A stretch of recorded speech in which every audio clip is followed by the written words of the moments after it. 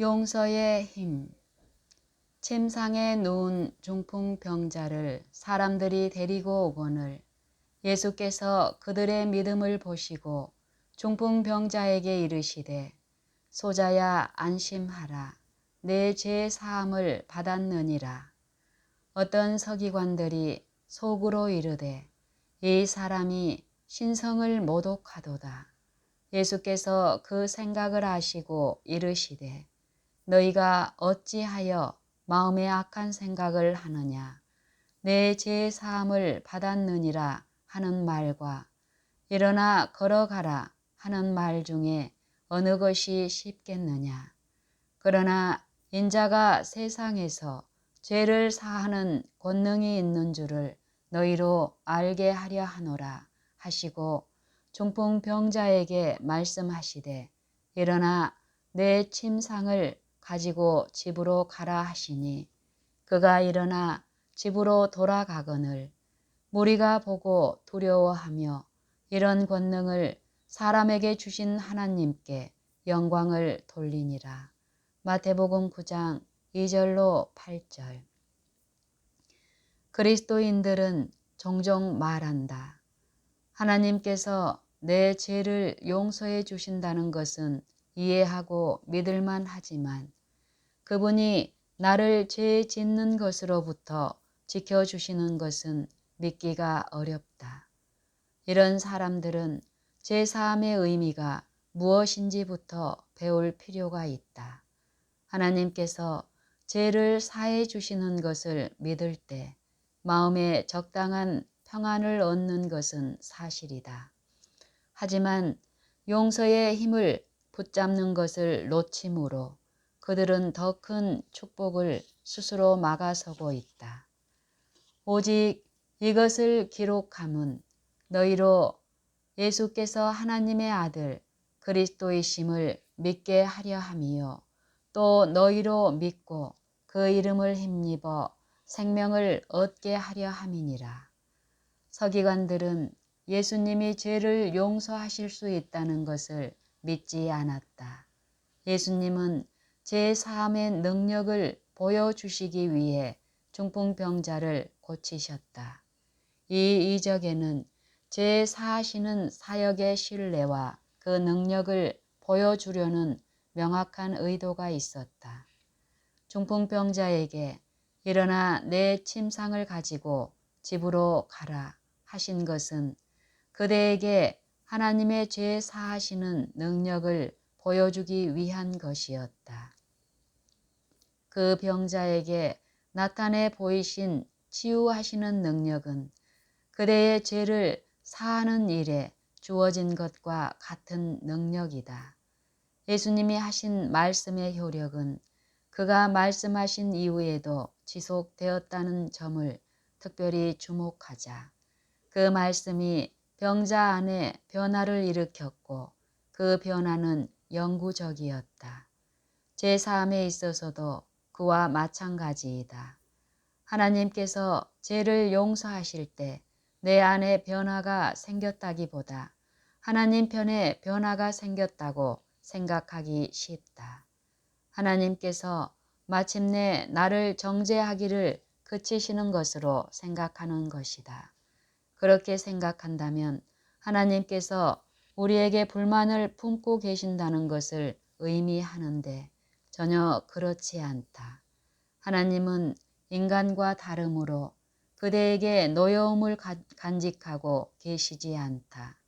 그분이 그대에게 기분 나쁜 감정이 있었기 때문에 용서하는 것이 아니라 그대가 마음속에 품고 있던 것들 때문에 용서하시는 것이다. 하나님은 모든 것이 의로우시고 인간은 모든 것이 죄악되다. 그러므로 하나님께서 하시는 용서는 그대 또한 전부 의롭게 만들기 위한 것이다. 죄 사함의 신뢰를 보여주기 위해 예수님은 일어나 내 침상을 가지고 집으로 가라고 명하셨다. 병자는 일어나 그분의 말씀에 순종했다. 예수님의 말씀에 담긴 능력이 그를 일으켜 세우고 그의 병을 낫게 했다. 중풍병자를 낫게 하고 원기를 회복시킨 능력은 그가 믿음을 지키는 한 계속해서 남아 있었다. 시편 기자는 이렇게 묘사했다. 내가 여호와를 기다리고 기다렸더니 귀를 기울이사 나의 부르짖음을 들으셨도다. 나를 기가 막힐 웅덩이와 수렁에서 끌어올리시고 내 발을 반석 위에 두사 내 걸음을 견고하게 하셨도다. 시편 40편 1절 2절. 하나님의 말씀 안에 생명이 있다. 예수께서는 살리는 것은 영이니 육은 무익하니라. 내가 너희에게 이른 말은 영이요 생명이라고 하셨다. 요한복음 6장 63절. 믿음으로 영접한 말씀은 그대의 영혼에 영과 하나님의 생명을 가져다 준다. 그러므로 그대에게 소자야 안심하라. 내 죄 사함을 받았느니라는 말씀이 들릴 때 그 말씀을 통해하는 심령으로 받고 살아계신 하나님의 살아있는 말씀으로 받으라. 그대에게 새 삶이 시작되고 그대는 전혀 다른 사람이 될 것이다. 이것이 죄를 사하시는 하나님의 능력이며 이것만이 그대를 죄 짓는 것으로부터 지킬 수 있다. 만일 그대가 죄를 용서받은 후에도 죄짓기를 계속하고 있다면 죄사함을 받을 때 주어지는 축복의 풍성함을 굳게 붙들지 못했기 때문이다. 이 이야기에서 우리는 병자가 새로운 삶을 얻는 것을 보았다. 중풍병은 그의 수명을 닳게 만드는 것이었다. 그는 반쯤 죽어있는 사람이었다. 그러나 예수님의 말씀이 새로운 생명을 주었다. 이 생명은 그의 마비된 육체를 걷게 했다. 그 병자에게 내 죄 사함을 받았느니라고 하시며 그리스도 안에 새로운 창조물로 만드신 것은 그 병자가 말씀 안에 있는 하나님의 보이지 않는 생명을 영접한 것을 우리에게 신뢰로 보여주기 위함이다. 이렇게 단순하고 명료한 사례는 사도 바울의 말을 더 잘 이해하게 해준다. 우리로 하여금 빛 가운데서 성도의 기업의 부분을 얻기에 합당하게 하신 아버지께 감사하게 하시기를 원하노라. 그가 우리를 흑암의 권세에서 건져내사 그의 사랑의 아들의 나라로 옮기셨으니 그 아들 안에서 우리가 속량 곧 죄 사함을 얻었도다. 골로새서 1장 12절로 14절. 그리스도의 보혈로 말미암는 구원에 대해 비슷한 표현을 한 것을 베드로전서 1장 18절 19절과 요한계시록 5장 9절에서도 볼 수 있다. 두 가지 점을 주목하자. 그대는 그리스도의 보혈을 통해 구원을 받았는데 이 구원이란 죄 사함이다. 피는 또 생명이라고 한다. 창세기 9장 4절과 요한계시록 17장 13절 14절을 보라. 골로새서 1장 14절에서는 그대가 그리스도의 생명으로 말미암아 구원을 얻는다고 이야기한다. 하지만 성경은 우리가 하나님의 아들의 죽으심으로 말미암아 하나님과 화목하였다고 이야기하지 않는가? 그렇다. 여기서 바로 그 점을 가르쳐주고 있는 것이다. 그리스도께서 우리를 대신하여 자신을 주심은 모든 불법에서 우리를 속량하시기 위함이다. 디도서 2장 14절. 그는 우리 죄를 대속하기 위하여 자기 몸을 주셨다. 갈라디아서 1장 4절. 그가 자기를 내어주심은 그분 자신의 생명을 주시기 위함이다. 그분이 피를 흘리심도 자기의 생명을 부어 주시기 위함이다. 그리고 그분이 생명을 포기하신 것은 자기의 생명을 그대에게 주시기 위함이다. 그의 생애는 의로움 자체였는데 하나님의 완전하신 의였다.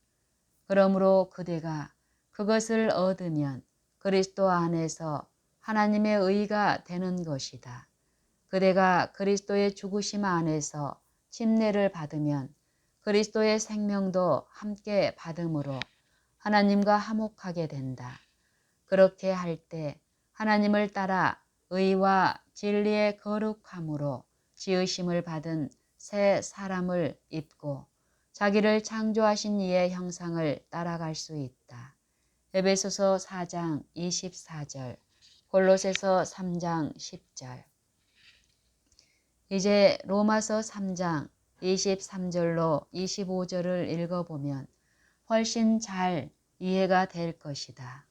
모든 사람이 죄를 범하였음에 하나님의 영광에 이르지 못하더니 그리스도 예수 안에 있는 속량으로 말미암아 하나님의 은혜로 값없이 의롭다 하심을 얻은 자, 곧 의롭게 하심을 받은 자 또는 계명을 행하는 자가 되었느니라.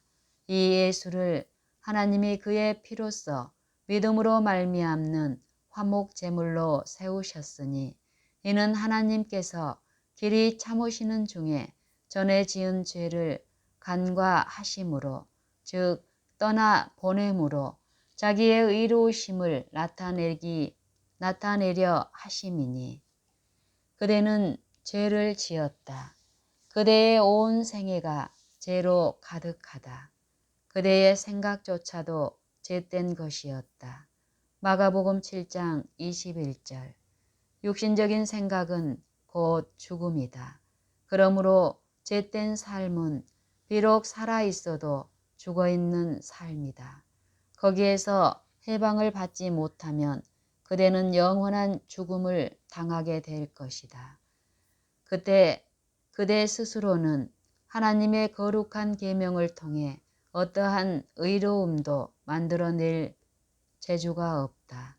그러므로 하나님은 자비로서 믿는 그대 위에 그분 자신의 의로움을 입혀주신다. 그분의 무한하신 은혜가 값없는 선물처럼 주어져 그대를 의롭게 만드신다. 그는 이것을 말씀으로써 이루신다. 그리스도의 보혈을 믿는 그대 안에 그리고 그대의 위에 하나님의 의를 선포 곧 말씀하신다. 그리스도 안에 하나님의 의가 거하시는데 그 안에는 신성의 모든 충만이 육체로 거하시기 때문이다. 그가 하나님의 의를 그대 위에 선포하시면 그대의 죄를 가져가시게 된다. 하나님께서는 그대의 제약된 삶을 가져가시고 그 자리에 그분의 의로운 삶으로 대신 채우신다. 이것이 죄 사함의 능력인 것이다. 그것은 무궁한 생명의 능력을 쫓아 된 것이다. 히브리서 7장 16절. 하나님의 생명을 믿음으로 받을 때 그대의 그리스도인 삶이 시작된다. 어떻게 지속할 수 있을까? 바로 그것을 시작했던 때와 똑같은 방법으로 하는 것이다. 그러므로 너희가 그리스도 예수를 주로 받았으니 그 안에서 행하라. 골로새서 2장 6절. 오직 의인은 믿음으로 말미암아 살리라 하셨다. 그리스도인 삶을 사는 비결은 단순히 그리스도의 생명을 굳게 붙잡는 것이다. 그 생명은 그대가 죄 사함을 받았을 때 주신 것이다. 하나님은 그대의 죄를 가져가심으로써 그대의 죄를 사하신다. 그러므로 그대를 경건하게 만드심으로 의를 입혀주셨다. 그대의 반항을 제거하시고 충성과 순종을 주심으로 그대의 반항적인 본성을 자신과 화목하게 하셨다. 그대가 하나님의 생명을 실제적으로 얻을 수 있다는 사실이 납득하기 어려운가? 그것이 믿음으로 이루어지기 때문에 비현실적으로 보이는가? 중풍병자가 새 생명과 힘을 얻은 것은 믿음을 통해서이다. 그가 얻은 기운이 실제적인 것이 아니었던가? 그가 기운을 얻은 것이 실제적 사건이 아니었던가? 그것이 납득하기가 어려운가? 당연히 그렇지 않을 것이다. 왜냐하면 여기에 지식에 넘치는 그리스도의 사랑이 드러났기 때문이다. 에베소서 3장 18절 19절. 그대가 이것을 믿고 어느 정도 깨달을 수도 있을 테지만 그 경이로움을 모두 배우기 위해서는 무궁한 세월이 필요할 것이다. 중풍병자가 나음을 입은 이야기를 반복해서 읽어보자. 그리고 생생한 현실이 될 때까지 그것을 명상하자. 오직 이것을 기록함은 너희로 예수께서 하나님의 아들 그리스도이심을 믿게 하려 함이요. 또 너희로 믿고 그 이름을 힘입어 생명을 얻게 하려 함이니라. 요한복음 20장 31절.